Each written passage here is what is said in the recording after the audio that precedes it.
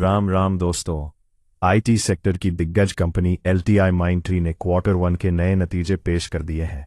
इस बार नंबर्स थोड़े चौंकाने वाले हैं। चलिए सीधा रिपोर्ट कार्ड देखते हैं। बने रहिए ठाकुर मार्केट एज पर। रेवेन्यू फ्रॉम ऑपरेशंस, असली कमाई। सबसे पहले बात करते हैं कंपनी की असली कमाई यानी रेवेन्यू फ्रॉम ऑपरेशंस की। इस क्वार्टर 1 यानी जून 2026 में कंपनी की कमाई बढ़कर 1099 करोड़ पर पहुंच गई है। अगर इसकी तुलना पिछले क्वार्टर मार्च से करें, जहां ये कमाई 1078 करोड़ थी, तो क्वार्टर बाय क्वार्टर इसमें लगभग 1.9% की हल्की बढ़त दिख रही है। वहीं पिछले साल जून के क्वार्टर के मुकाबले जहां कमाई 942 करोड़ थी, वहां से साल दर साल इसमें 16.6% का एक शानदार उछाल देखने को मिला है। टोटल एक्सपेंसेस, खर्चा। अब आते हैं कंपनी के खर्चों पर। इस क्वार्टर 1 में एलटीआई माइंडट्री का कुल खर्चा 936 करोड़ के लेवल पर रहा है। पिछले क्वार्टर मार्च में ये खर्चा 924 करोड़ था, यानी क्वार्टर बाय क्वार्टर खर्चा लगभग 1.3% बढ़ा है। और अगर पिछले साल जून से तुलना करें, जहां खर्चा 815 करोड़ के लेवल पर था, वहां से साल दर साल कुल खर्चों में 14.9% की बढ़त दिख रही है। कंपनी ने खर्चों को कंट्रोल में रखने की पूरी कोशिश की है।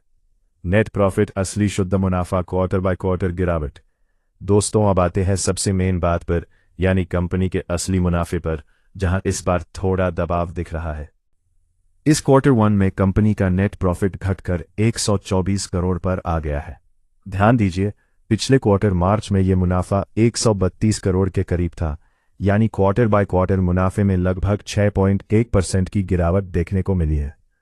और अगर पिछले साल जून के क्वार्टर से तुलना करें, जहां मुनाफा 130 करोड़ था, तो वहां से भी साल दर साल मुनाफे में लगभग 4.3% की कमी आई है। आईटी सेक्टर में चल रही सुस्ती का असर यहां साफ झलक रहा है।